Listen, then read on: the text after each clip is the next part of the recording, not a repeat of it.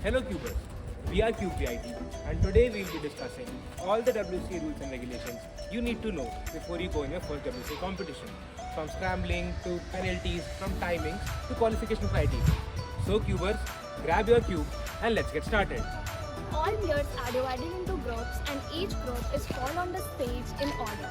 The player of that group should bring their own cube and slip and keep it on the table.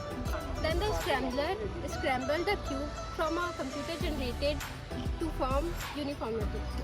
The assigned volunteers then get the cubes in the box to each of the players. The players are given an inspection time of 15 seconds. The first warning is given at 8 seconds and the second one at 12 seconds. If the total inspection time increases 15 seconds, then a penalty is given of 2 seconds on the total solving time. And if the inspection time increases 17 seconds, then a DNF is given, which stands for did not finish. Now there are some rules which are applicable to the players while they are solving the cube.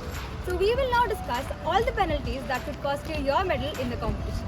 If the solve is off by one move or the competitor has placed the cube outside the map after inspection.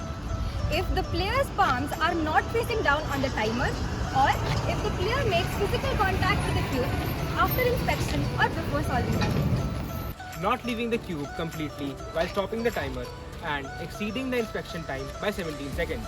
Not using both the hands while stopping the timer or touching the cube before the judge allows. Now let's discuss the time limit and qualification criteria for the events. The time limit, qualification criteria and cutoff is event specific, so make sure to check the event regulations before going in a WCA competition.